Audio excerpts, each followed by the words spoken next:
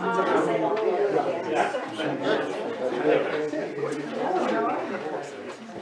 how are you? Nice to see you.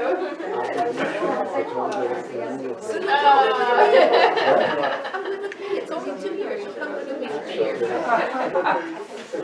I'm making a deal here. What's that? No. And Marty comes to live with me for 2 years. He's been divorced. I feel like technically I cannot say anything that leads to the dissolution of an otherwise healthy marriage. Isn't Anthony married? I want a president, but not that much. We watched me. It looks like Come on, it is such fun. It is. You only did one Maybe you should be president. Yeah. It's not mandated that you have to do more than one term, you know. Chuck, I haven't seen you since you were right. Congratulations. I did see you. Yeah, we had fun. Not my usual suits. No. All right, so welcome everyone. Thank you again for coming out tonight. Rabbi Moses, I'm not going to let you sit for long, but I am so very glad that we're together. Rabbi Moses and I often joke that it takes being in Israel to see each other, because it's really at the Hartman Institute summers that we manage to share meals and spend more time in conversation than we do here, which, if that were the only gift the Hartman Institute gave us, dayenu. But we really have been privileged, each of us in different ways, and we'll talk about that in a moment, to learn at this program, which we'll explain to you a little bit, and then we'll really dive right into teaching some of what we refer to as Hartman Torah, some of the learning that we do together in Jerusalem in the summers. And part of the idea behind the programs we're in, of course, is to be able to take that learning and bring it home to our communities, which in turn are really generous in letting us disappear for a month every summer and a week every winter. So I'm going to say a word or two about what the framing is, what this is all about. I'm going to invite Rabbi Moses to add his 2 shekels or more. And then we're each going to do some teaching based on the kind of learning that we do in the summers at the Hartman Institute. Very different. I'm going to do something a little more philosophical. He's going to have more fun and do something a little more poetic. But the hope is that over the course of this evening, we'll bring a little taste of some of what we do in Jerusalem together and share it with you. And I'm so glad to see some folks from the Shar Zion as well as from Temple. I know that when I speak at your place, you know, it's hard to convince people to go from here to there and vice versa, but I think the more of this we do, the better it is for all of us. So really a warm welcome to everyone, and thank you for making the schlep here tonight instead of the other way around. So what is this mysterious Hartman Institute of which we rabbis sometimes speak? Anybody know? Zav. David Hartman invented the Shalom Hartman Institute. I don't know how many years ago. It brings together, I think, people from many different denominations of Judaism as well as Christians and Muslims for learning, discussion, teaching. So do you want to pass these around just so people have a sense? I promise I'm not getting paid to propagandize in any way, shape, or form. But here's the basic story. Some of you may have known Rabbi David Hartman when he was a rabbi here in Montreal at TVDJ. Did any of you? Yeah. So in 1971, he and his family made Aliyah to Israel, but here in Montreal, he was a rabbi at TVDJ. If I'm not mistaken, he was a founder of the Akiva School, where my kids go, where one graduated and one is currently there. And they made Aliyah to Israel in 1971, and by 1976 had founded this institute for study in Jerusalem. He named it after his father, Shalom Hartman. This took me a while to learn. So the first generation was Shalom Hartman, Alav Shalom, the second, David Hartman, also of blessed memory, and then his son, Daniel Hartman, is the person who currently runs the institute. Rabbi Moses, feel free to jump in with corrections at any point. But it became a center with all of these different areas of focus, as you'll see there, but at its heart, as I understand it, it's trying to be a place where people can have very real conversations that bring together pluralist Jewish learning and really contemporary questions of Israel and the diaspora, ethics and politics, text and tradition. So the piece that Rabbi Moses and I Know Best is the Rabbinic Leadership Institute. If anyone happens to be curious about it, I made just one copy of this to hand around. You started your cohort in what year, Rabbi Moses? You're in your third year now, you're cohort 6, so I started 9 years ago. All right. And what this program does, as Zuff says, there are similar programs for Christians and Muslims, but the rabbinic one is most intense, which is a gift, I would say.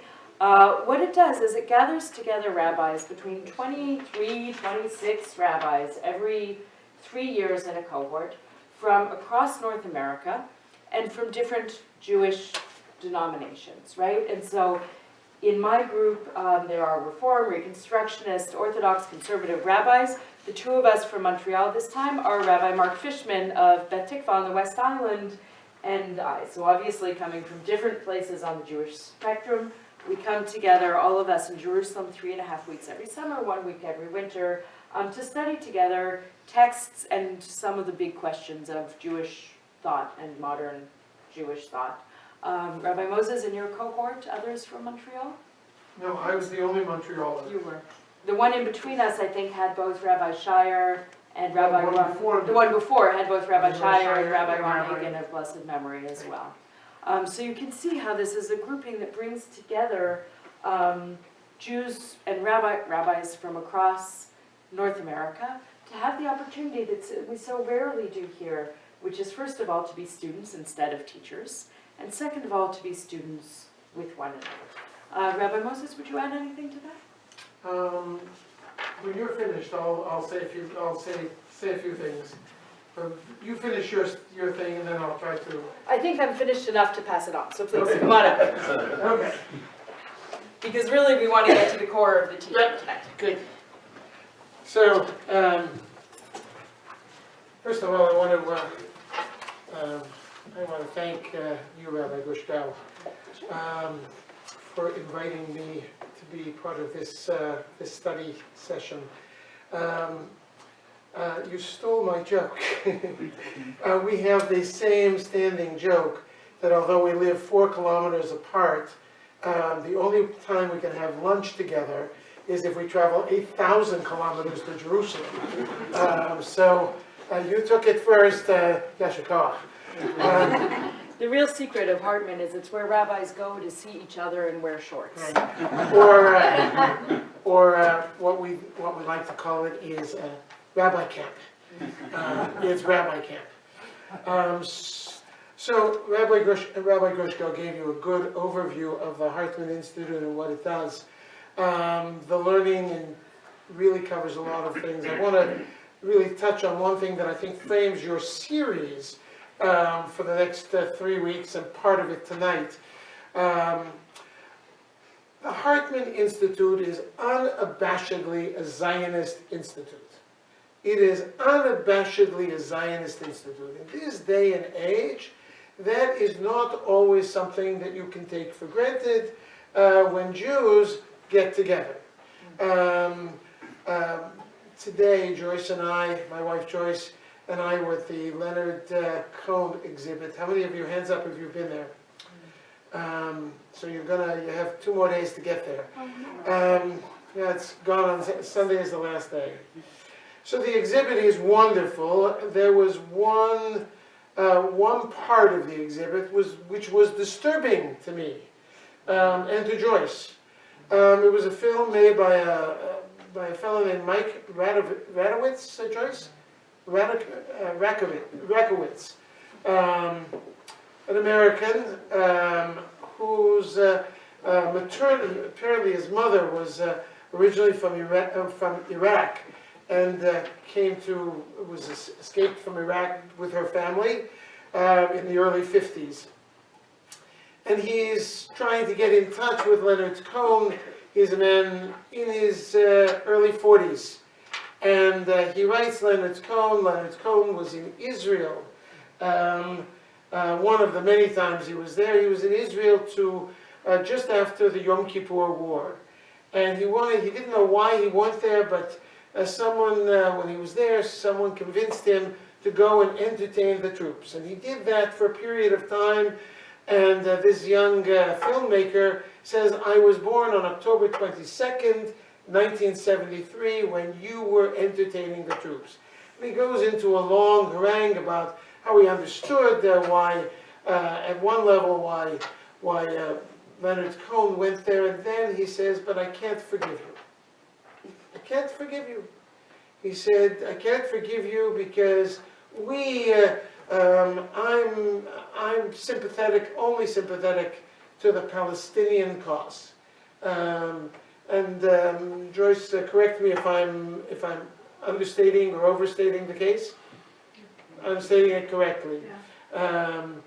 And I felt this queasy feeling in the pit of my stomach.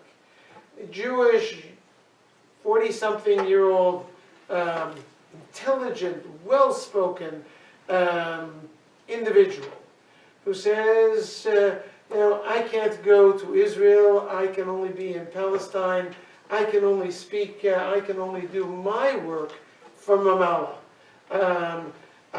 because there's no legitimacy to the occupation and such.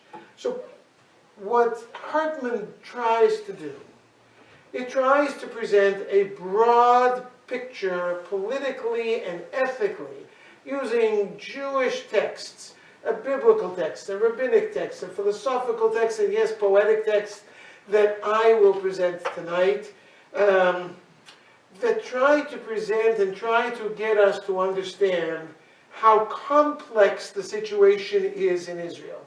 There's no apologetics. I don't think there's no apologetics. There's no sense of the left is correct or the right is correct it is understanding that Israel sits in the middle of a complex neighborhood and that there's no simple solution, but Israel has two, and this is the last point I'm going to make. The Hartman Institute is committed to two core values for the state of Israel. One value is that the state of Israel, whatever its geographic dimensions will ultimately be a Jewish state based on Jewish principles and values. Values that stem back to the Bible and all the way to modern thinkers. But the other principle that Israel needs to be is it needs to be a democratic state. And if we hear those words once, we hear them 5 times a day, Rabbi? 5 times, Jewish and democratic. And the two are not in conflict. The two really are values that could go hand in hand. Obviously, our Jewish values stem back 3,000 years and continue to the present day. Jews and democracy only go back as far as democracy. But we were the beneficiaries of democracy starting from the 18th century and into the early 19th century. Reform Judaism, conservative Judaism, and modern Orthodoxy all are the result of democratic moves in European countries, from France in the far west, England, and then ultimately Germany and Austria, and eventually Hungary as well. All of those places were the beneficiary, and we, those of us sitting here and every Jew living in Montreal, whether they believe it or not, we are all the beneficiaries of democracy. And unless Israel becomes a fully democratic state, providing civic rights and political rights to all of its citizens, Jews and Arabs, Muslims, Christians, and whoever else lives within Israel's borders, Israel cannot be a state that is living up. And Israel has Israel said, okay, we're going to make a compromise. We're going to find a home for 16,000 of them in a Western democratic country. Canada was on board. Other countries were on board. And the rest, some 18,000 or more, are going to remain in Israel. They will become citizens of Israel. They will be assimilated into Israeli culture just as anyone else is. That lasted 12 hours approximately.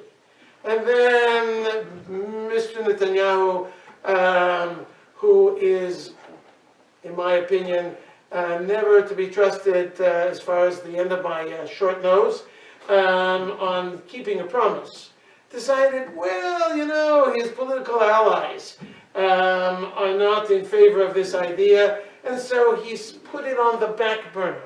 It goes on the back burner with women at the wall, and an egalitarian space for you and I to daven together at the wall, and a whole bunch of things.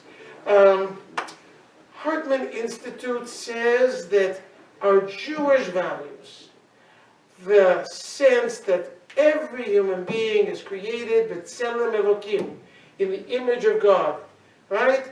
And that our democratic values go hand in hand, that you can't separate them. They are, and that is the Torah in 2 words.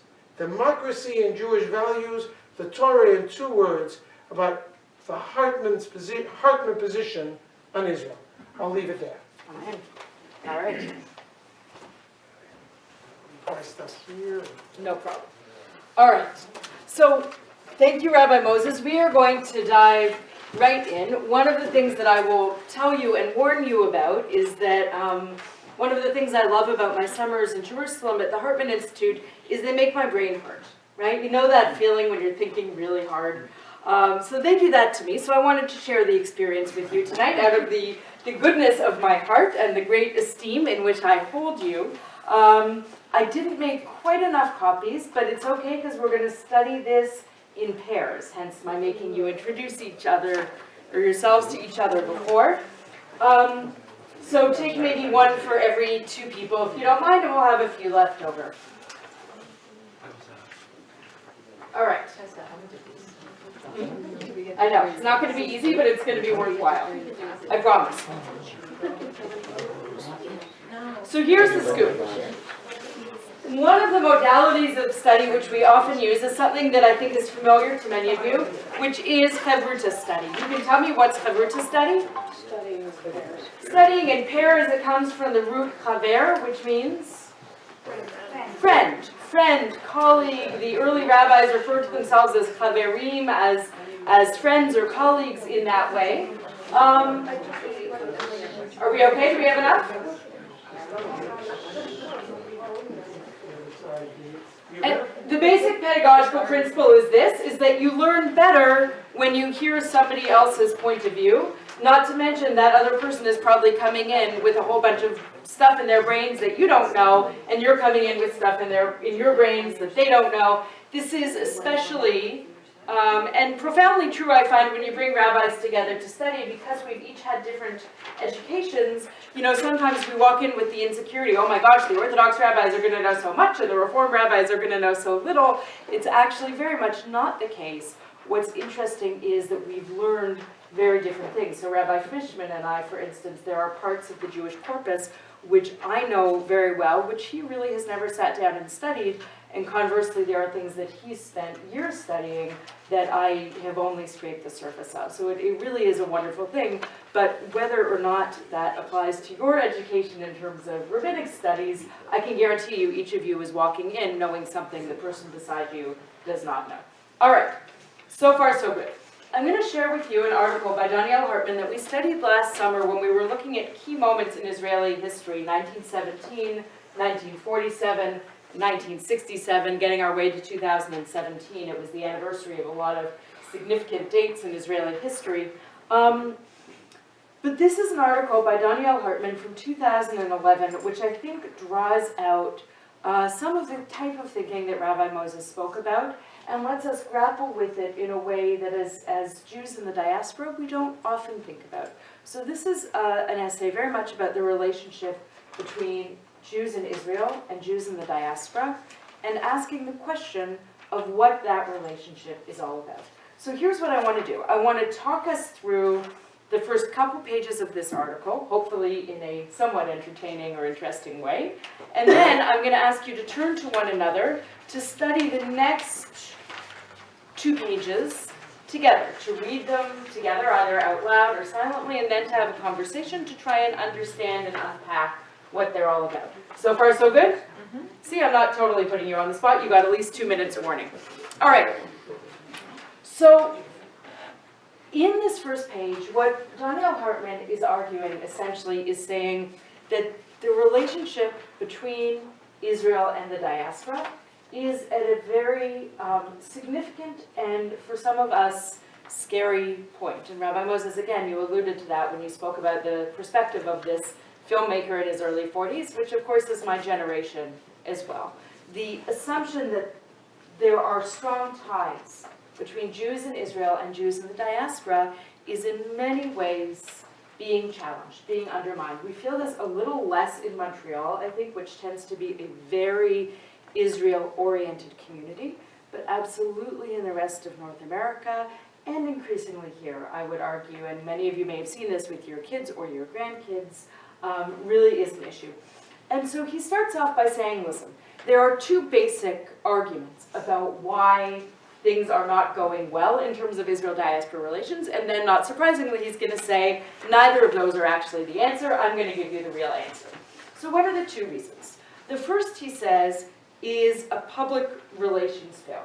What's the problem, according to this? The problem is that Israel doesn't do a good enough job of telling us all of the great things that Israel does, right? So kids on campus are having trouble because of the BDS movement, and we're just not letting people know effectively enough all the good stuff that Israel does. I'm simplifying, but bear with me. The other argument is, actually, it's not a PR issue, it's a policy issue. That Israel is actually getting really significant things really wrong, and that when we get into that balance between Judaism and Zionism on the one hand, and democracy or even other Jewish values on the other hand, a lot of Jews are saying, but Israel doesn't represent my values. And the problem is not PR, the problem is the substance of what's going on there, whether it be the occupation, which is a much more widely accepted word, I would say, in the Hartman Institute than in most North American settings. There's an understanding in Israel that there is an occupation. But that from this point of view, the problem is what actually is happening in Israel, right? So either a PR problem or a policy problem. And Hartman says, you know what? Both of these are true. And therefore, neither of these are true. He says the real problem is that the relationship between Israel and the diaspora has a basis going back to the founding of Israel, but really going back 2,000 years to the last time we were in charge in our own land. It has a basis which no longer holds. Let me pause for a second. Are you with me so far? Questions so far? Okay, don't be shy. So, the next section, which is titled Beyond the Crisis Narrative, is something which may be familiar to some of us, which is the notion that, here I'll read from the text, after the founding of the state, the foundation for the relationship between world Jewry and Israel was in large measure a narrative of crisis, based on the precariousness of Jewish survival, whether in Israel or around the world. So what does that mean? It means that this is the point of view by which Israel is the place where they take you if you have to go, right? That Israel is a safe place, that Jews in the diaspora, and you can see why this would have resonance post-Holocaust, are fundamentally unsafe outside of the land of Israel, and therefore we have to do everything we can to make sure that Israel, which also is embattled and endangered, right, is safe. Is that a familiar narrative, a familiar approach, this kind of what he calls a crisis narrative? Okay. So what he then says, and this is the second paragraph on the second page, which is numbered page 14, says, today we face a challenge. The ongoing successes of Israel and world Jewry, and the arrival of new generations, us 40-somethings and younger, for whom the Holocaust is not a defining existential experience, put significant pressure on the crisis-centered narrative. Most Jews, especially those in North America, do not see themselves as being in imminent danger, and a narrative of support for Israel based on such anxiety is antiquated and at best secondary, and then goes on to say, even though we know that Israel faces dangers, the military power and economic prowess of the Jewish state complicate this traditional narrative of crisis-driven support. So what's he saying? He's saying, listen, we had for many, many years this notion that Israel is in crisis and diaspora Jews are unsafe. But if we look around us, most of us are pretty gosh darn comfortable where we are, despite resurgences of anti-Semitism. For the most part, we Jews in North America are not feeling like we have to keep our suitcases packed and we might have to go to Israel at any point to be safe.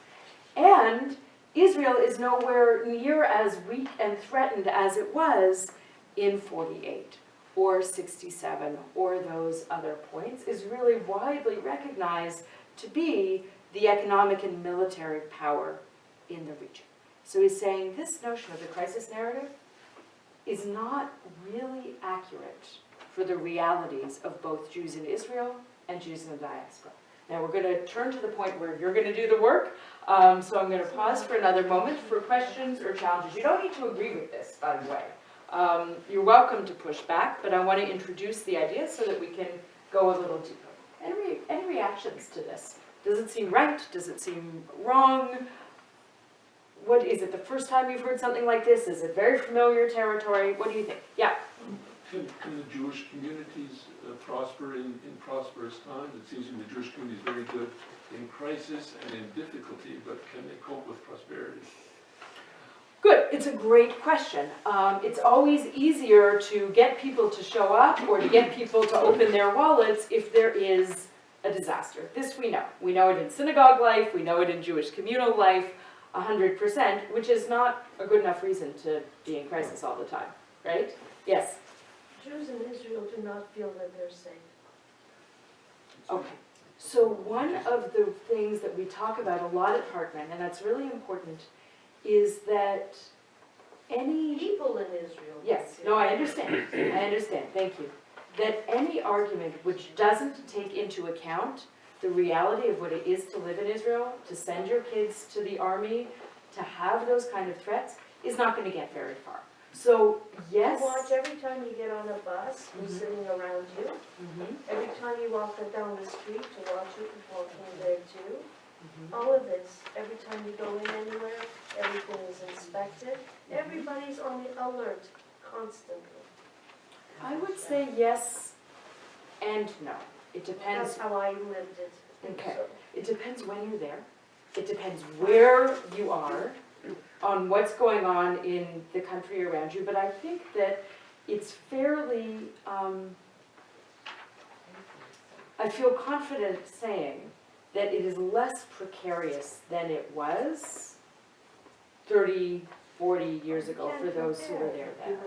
Right? compare that. People are afraid. Well, let's hear others. Michael. Yeah, the other side of that coin, which I've also encountered, is you're not from here. I'm living in Israel. You don't understand. You're not the same. Good. And that's very, very relevant to this conversation about what the relationship is. And there's a certain challenge there, right? Because on the one hand, we all understand that. You don't live somewhere, you're not sending your kids to the army, you're not waking up to those realities every day. What voice do you have? And yet, to the extent that Israel says, we are the homeland of the Jewish people, and the Zionist dream encompasses all Jews, it's hard to say, so keep your mouth shut. Right? Elliot, we're going to have lots to talk about, I think. We hear a lot from Israelis talking about how they feel today that they don't really need the diaspora. And to me it's always been, well, if all the Jews of the world moved to Israel and left, no one left in the diaspora, there would be no one left around in the world to protect Israel outside of Israel.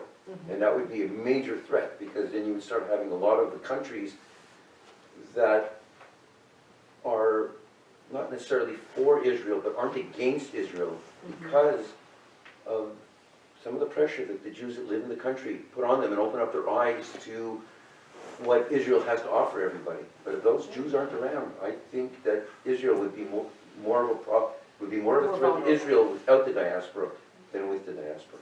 So it's an interesting question, right? One of the things I hear from a lot of Israeli diplomats is that it's not necessarily so much about being funders of Israel anymore from the diaspora as it is about being advocates and lovers of Israel from the diaspora. So the question of how that relationship may be shifting. Zav and Noam, And Michael briefly, and then we're going to turn to the text, because I want us to have more to chew on as we talk. Yeah. I'm just wondering if the crisis narrative, the way he expresses it, is the diaspora perception of Israel, as opposed to the Israeli perception of themselves. I'm thinking kind of along the lines of what Elliot just said, that typically, I mean, the story that we heard of Israel in the early days was turning its back on Yiddishkeit, turning its back on the European Jews who could not fight back and protect themselves. And it was very much self-reliant. And the crisis perception is, I think, the diaspora perception, the old notion of we Jews are a persecuted people, and just carrying it forward to Israel is a persecuted nation, the Jew among nations, and so on. So I think maybe, I'm not sure if he includes that nuance, that this crisis narrative belongs more to the diaspora than it does to Israel. Good. There's going to be lots of nuance here. So hold on for that, but I think that's really important. And it's not an accident that we call this session, it's complicated, right? It is complicated. No. I won't speak for too long, but I would just say in response to this, that Jews in North America might not feel like they're in crisis right now, but it also seems that like virtually everywhere that Jews live in the diaspora that's not North America, Jews do appear to be in some kind of crisis, whether that's in France or the UK or in parts of Eastern Europe, literally in just the past few weeks. So anyway, just to throw that in the mix. And actually, one of the things we're doing at Temple in the fall is we're bringing in a friend of mine who's the rabbi who's the head of Emanu-El-Beth College in England, which is one of the centers where European Jews, liberal Jews, study to be rabbis, and she'll be able to bring us some of that perspective, because I think it's actually one of the things where areas where I hope the Hartman Institute will grow is to expand beyond the Israel-North America narrative, because I think there's a lot going on in Europe that needs to be brought into this conversation as well. Good. Michael? I have to bring up a numbers point, as usual, and that is that Israel receives an amount of military aid from the United States that is equal to the sum of all the military aid that the United States gives to all the other countries to whom it gives military aid. Now, it's not just the influence of Jews, it's probably the influence of evangelicals and self-interest because Israel is such a good ally to the United States, but certainly people like AIPAC have a big role to play in that. And if that was gone, that would be pretty serious. So there is a kind of in terms of does Israel need the diaspora, that's also part of it. Okay, right, which could be a whole other conversation, and really, you know, and a lot of that is shifting in different ways now, too. It was really interesting being in Jerusalem last summer. I don't know if you found this, Rabbi Moses, but I heard a lot of our Israeli colleagues saying, this is the first time that I've heard American Jews more stressed out about America than Israel, right? So none of us are staying still as all of these things play out. Yeah. Can I just say a quick word? Judy, please. In Florida this winter, we heard a lecture at FAU by the former Consul General, and his topic was branding Israel. What kind of a brand are they putting out to the world? Yeah. You mentioned that. The PR issue. I think the approach of a lot of Israeli diplomats has been that PR piece. I think that many of us both see good in that and have some skepticism about it. But let's keep going. All right, so the section that begins next year in Jerusalem, which, raise a hand if you said that at the end of your Seder this year, right? Shana Haba Yerushalayim, this is something we have been saying for thousands of years. So what he's going to argue here, I'm going to give you a bit of a cheat sheet, is that for the years after the Second Temple was destroyed in the 1st century CE, so really for the past 2,000 years, there became a Jewish language that focused on two ideas. Galut, which means, does anyone know? Exile, and Geulah, which means redemption. So I want you to turn to the person next to you, read as I said, either out loud or quietly, but the room should never be too quiet. That's a basic Hartman rule. So from the bottom of page 14 to the bottom of page 16, I want you to take 10 minutes with the person beside you and try to understand what he is talking about with these two concepts of galut, exile, and geulah, redemption. and why it matters to our conversation about Israel and diaspora. Good? And if you have a question, raise a hand and either Rabbi Moses or I will come around to you, if I can volunteer you. Excellent. All right. Go. All right, friends, I'm going to bring you back together, if I may. So, who wants to tell me, what is the point of these 2 pages that I made you read? Who's feeling brave? Zab. Well, we're just admiring the way he takes Galut and and works through it. I think everybody can recognize themselves in those 2 terms. And then he shows us how this evolution in whereby the state of Israel, the redemption, suddenly becomes the exile. And it's profound. Yeah. And and it gives us sort of tools with which to kind of situate ourselves. So, what's interesting here, I think, is this notion that, yes, these categories that we've been using no longer fit in the same way. Because if you're looking for Israel to be Geula, someone used the word before, disappointment, right? You are setting yourself up for disappointment. As soon as Israel becomes a real place, it's not going to be a perfect place, right? So it will no longer fit that category of Geula. And at the same time, for most Jews, North America is no longer really a place of Galut. So how do you keep your connection if the premise of the relationship has changed? Yeah? I can ask, is this not disillusionment? The dream, the reality doesn't match the dream, but perhaps we ought to just keep working on the dream, keep building? Yes. Yes. I'm not going to put a question mark behind that. Yes. And he's going to get us there. I'm going to guess there somewhat quickly because I want to be able to get to Rabbi Moses. But yeah, the question is, once you are disillusioned with the dream, do you give up on the dream? Do you switch to the Galut category whereby, oh my gosh, we go back to the crisis narrative because Israel may not be perfect, but we need to save it? Or do you start to understand the relationship in a different way? Anyone else on something that was especially striking to them or resonant with them from these pages, or that really came up in conversation? Yeah? Just one other quick point, is it legitimate to expect government in Israel to be any better or any worse than any other government? Is that a realistic expectation? Because it's easy when the Jews didn't have their own state to idealize, but it's much harder to actually run something and on a day-to-day basis than it is to theorize. 100%. It's like the difference between being on a synagogue board and not on a synagogue board, right? I mean, you see, in power or not in power. And one of the things that I really value about Hartman is it really asks those questions. How do we try to apply or at least examine and explore the values that have come from 2,000 years of not being in power to a situation when we're in power, right? Any of us who sit at the Torah study table, we're doing the book of Judges right now. Oh my gosh, there is ethically problematic stuff there, and yet we are coming from the vantage point of sitting around a table where we have not been, fighting for the existence of our country against existential threats, right? Very real questions. Mike? And then Nicole? There's a design problem in Israeli democracy. Yes, and there that's is. the system of almost unlimited proportional representation. Correct, which is why you get something like the Prime Minister Netanyahu making a decision and then folding because of pressure from his coalition partners with the Western Wall, with so many things. Yes, there is a systemic problem. Nicole?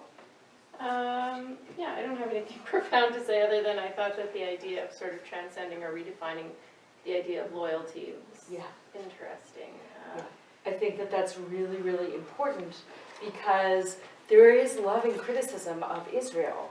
And if you are a loving critic and you get accused of being disloyal, it's not going to encourage you to engage. It's going to encourage you to throw your hands up in the air and say, why do I bother? And I think one of the things we're seeing with the younger generation of Jews is you have much more of that feeling of, why should I bother? For my progressive friends, I'm too Zionist, and for my Zionist friends, I'm too progressive. It's not a really comfortable spot to be, right? Elliot, real quick.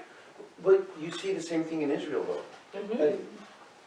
Up until maybe 15 years ago, the threat to Israel was an external threat. Their actual survival was an external threat. And now it seems that the survival is more of an internal. There's so much infighting going on. And even the kids that are going into the armed forces, it used to be that they wanted to go into the armed forces because they wanted to defend the country. And now they're in the armed forces, and if there's a skirmish or something that's going on at the Gaza border, and they're told to shoot at the people, they're going, well, what am I shooting at? Or what am I shooting for? And what am I shooting for? Yeah. Because they're now getting into the political problems and the social economic problems that a lot of more mature countries have Correct. seen. Though that, by the way, is not a new question. It's been a question that's been with us at least since the Lebanon Wars in the 80s, right? When a lot of this started to shift. Okay, I'm going to take us to the end because I want to hand over and learn from Rabbi Moses. But what Daniel Hartman essentially argues here is that there's a need for a paradigm shift, that we're stuck in this bifurcation of either galut, exile, or geulah, redemption, and it's not actually working anymore. It's limiting us intellectually, he says. Let me just carry us through to the end. We'll take a couple more comments and I'll hand it over. So he says, what would a paradigm shift entail? Here I am on the last page. Here he says, first of all, it means you have to understand that it's no longer correct to refer to world Jewry as diaspora in the sense of galut, an exilic dispersion, which we hope and pray will soon come to an end. In other words, we have to recognize there's a real center of Jewish life in the diaspora that many of us are not needing or wanting to leave, and that we can't just assume that all Jews are going to move to the land of Israel, nor should we, right? That we need to take that seriously. The second thing he says is, at the same time, American Jews and others need to realize that Israel is neither galut nor geulah, but a small country with complicated problems. This I find really powerful. Over-idealization is often the profoundest form of neglect. And to view the Jewish state through the lens of geulah is to fail to engage the living reality of Israel.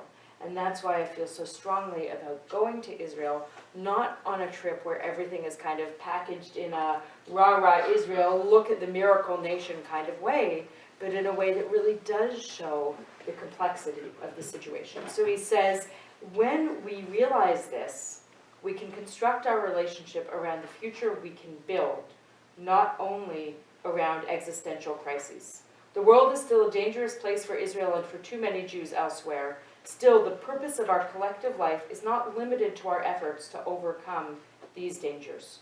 We also strive for the opportunity to fulfill our purpose as a people, to live a life of value, meaning, and service.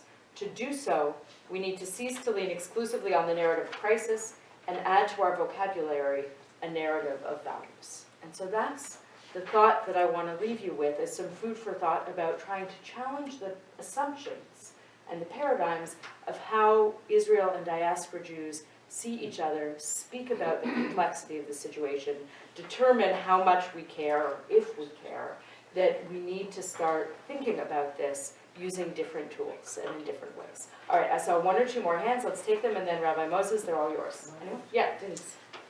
It reminds me very much of a sibling rivalry, where two children are born the same parent, but their position in their birth and whatever changes how their perspective of life is, and changes their position to each other in terms of jealousy as young children. Yeah. But as they grow older, if they are lucky, they begin to understand that their sibling is different, their experience is different, but there is value in that person's viewpoint, but different. And one hopes that that relationship, when push comes to shove, that sibling will always be there for you against everybody else, both ways. So, you know, it's that kind of that jealousy and that resentment, but at the same time, this person, you are attached to this person, and that person's going to stand up for you at some point. And that your past and present and future is intertwined in some Yes. profound way, which takes us actually to what's really the last page, where he says, you know what, we need new rules of the game. One is no one can claim seniority. After a certain point, to use your metaphor, like your analogy, you can't keep saying, well, I'm the older sibling, so I said so, and this is the way it's going to be. That we need to redefine what loyalty looks like, that it doesn't have to do with being unquestioning, that no single position can be allowed to define the values and aspirations that shape the relationship. You can't go in and say, I'm right no matter what, and you're wrong. And that the conversation is not about saying just this is who we are, but also this is who we could be. Not just where have we been in our relationship, but how do we go forward together. Yeah. All right, Rabbi Moses, let's get some poetry into this conversation. Thank you.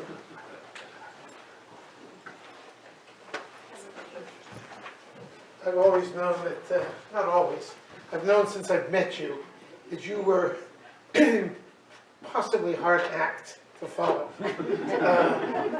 So here I am feeling very timid. So I'm going to pass out material, and I will pass it two sets here. So one of the teachers that I have grown particularly fond of is a woman named Rachel Corazine. If you have ever been to the Shar when Rachel comes to town, Rachel is an incredible teacher of Jewish literature. And if you are a native, if you have lived in Montreal all your life, you may vaguely remember that in the late 1980s, Rachel Corazine actually spent 2 years here in Montreal as a shaliach from the Jewish Agency to the Bureau of Jewish Education. She was a teacher trainer here, and so she has fond memories of the city of Montreal.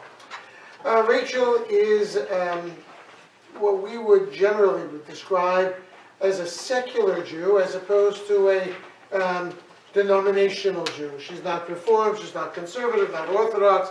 She would consider herself secular, but very spiritual and very committed because of her experience here, frankly, I think, to Jewish traditions in the way we as broad-speaking liberal Jews, conservative, modern Orthodox, Reform, are committed to Jewish traditions.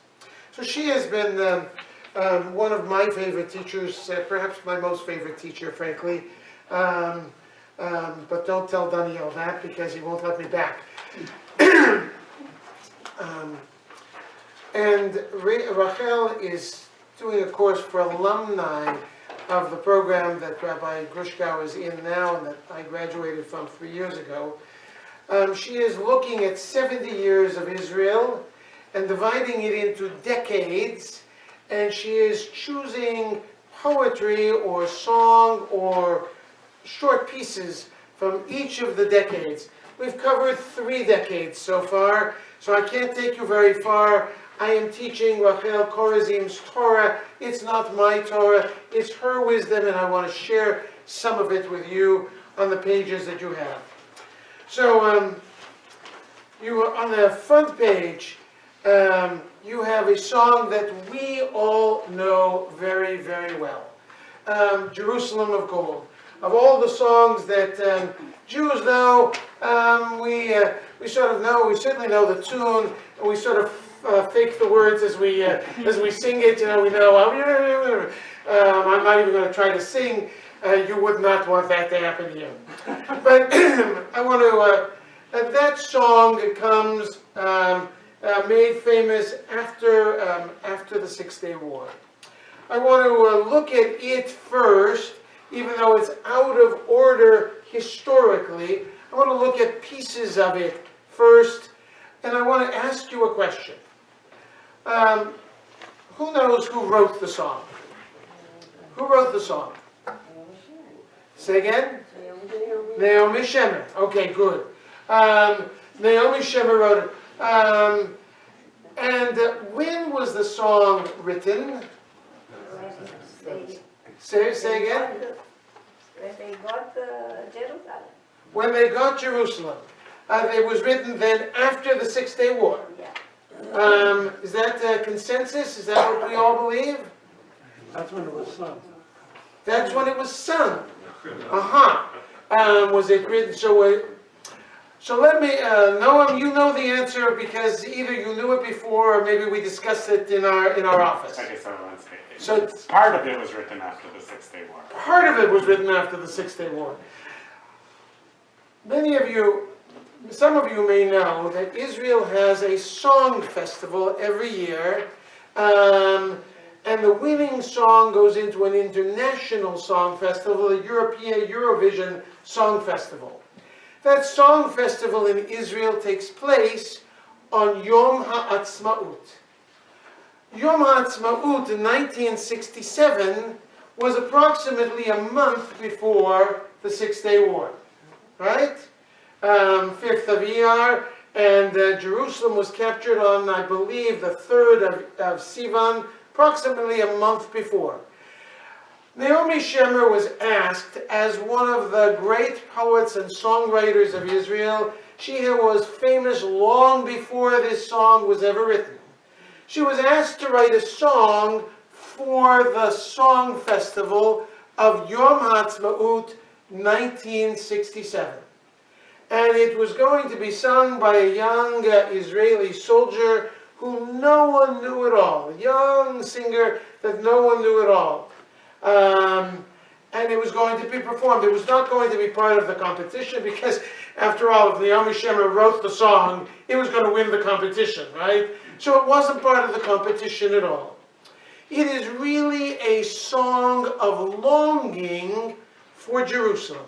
And I want us to read that song and see some of the longing, and then, as Noam correctly said, a verse was added after the Six-Day War because something changed. So, let's read it.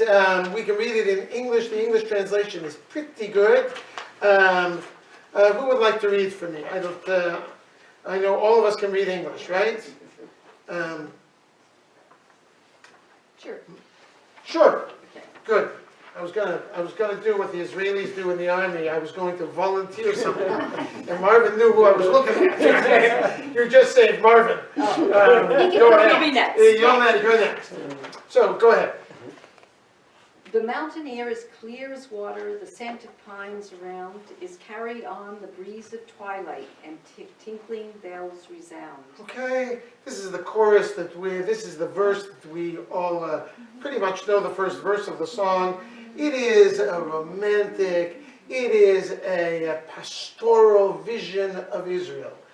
Remember where we are. This is written and performed Yom HaAtzmaut, 1967. Israel, every Israeli is biting their fingernails because they know that Israel is now, we're going back to the crisis mode. This is real crisis, right?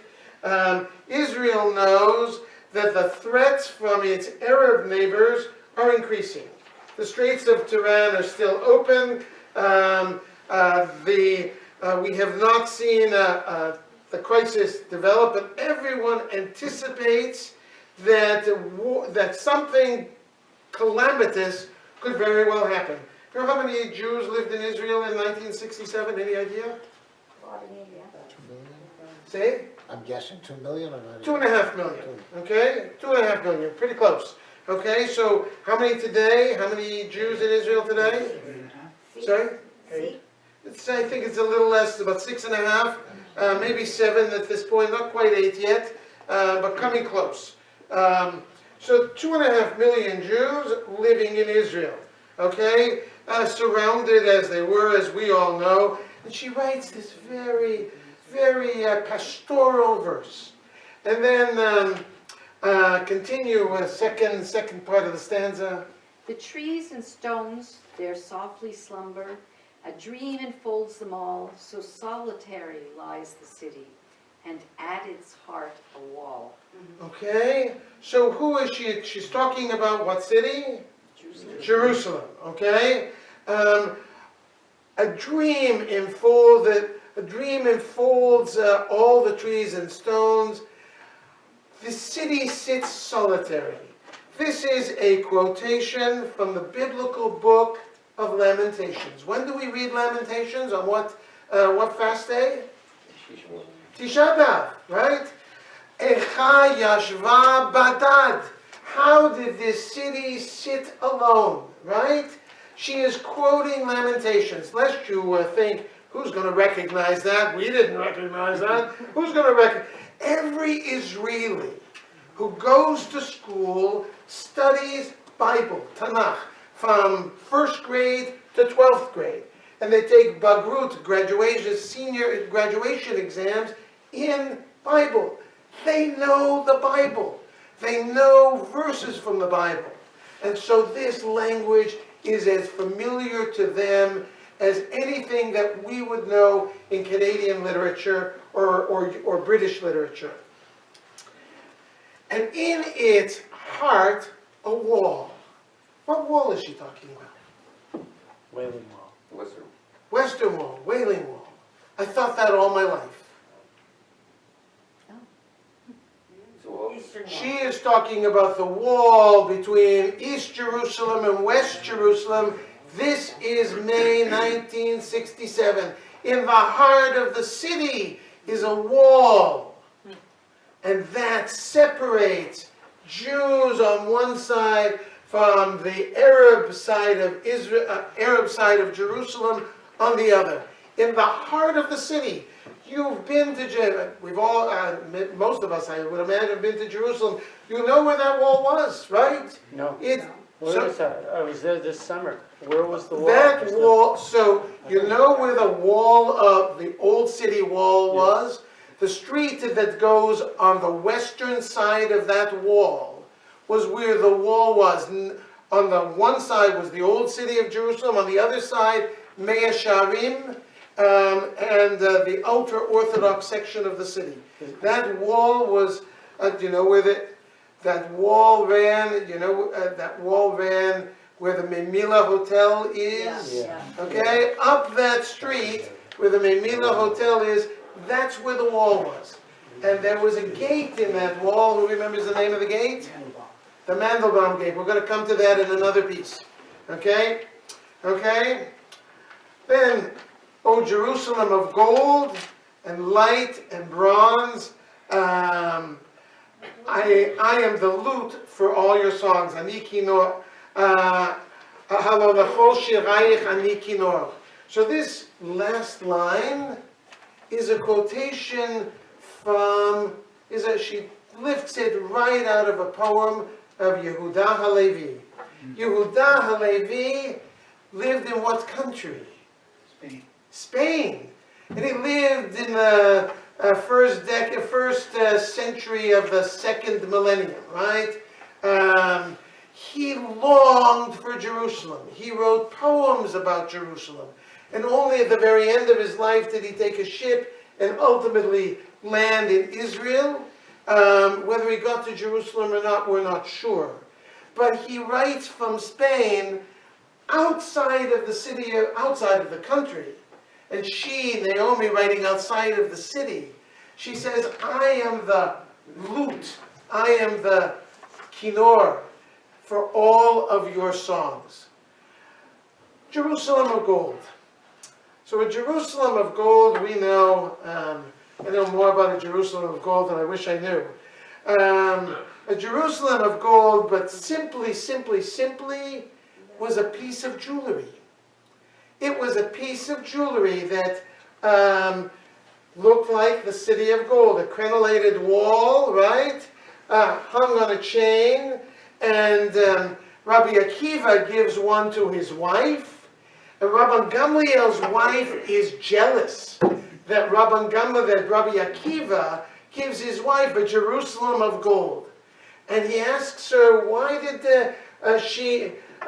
asked her, why are you so jealous of Mrs. Akiva? I don't know her name, right? Why are you jealous? And she said, well, she got a Jerusalem of gold. And she says to Rabbi Gamliel, and she got it because of all that she did to give her husband the opportunity to study Torah. At which point Rabban Gamliel sold all of his property, and his wife sold all of. Getting the story backwards. Rabban Gamliel says Mrs. Akiva got the gift because she devoted her life to her husband's study of Talmud, of Torah. And what have you done? You're a wealthy woman. You haven't supported me. So immediately, Mrs. Gamliel sells all of her property. Rabban Gamliel continues his studies, and she in turn gets the Jerusalem of gold.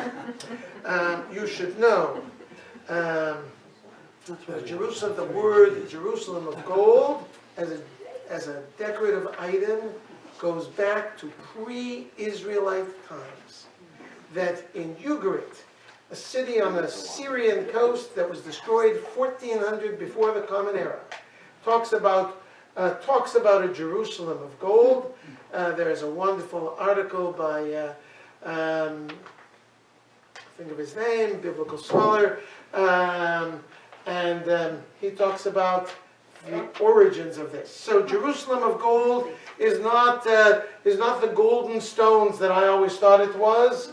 It is a piece of jewelry, and Jerusalem is that piece of jewelry for us as the Jewish people. It's a Jerusalem of gold for us that we don't wear around our neck, but we wear in our heart, and we sing a song. Look at the next verse. The next verse that I want you to see, and then we'll... yes, look at... Marvin, it's your turn now. How wells run dry. How wells ran dry of all their water, forlorn the market square, the Temple Mount dark and deserted in the old city there. Continue. And in the caverns in the mountain, the winds howled to and fro, and no one takes the Dead Sea highway that leads through Jericho. Okay? Now, that first part of the paragraph, look at what it says. The Temple Mount dark and deserted in the city there. And the market square forlorn. Kikar Hashuk Reka. The market square is empty. Is the market in East Jerusalem empty? No. Before before the conquest of East Jerusalem, before the 6-Day War, was East Jerusalem empty? Of course not, right? Who lived there? Arabs, right? Palestinian Arabs. The city of Jerusalem was not forlorn. Only in our hearts was it forlorn, but it wasn't really. So she is creating an image of tragedy because we're not there.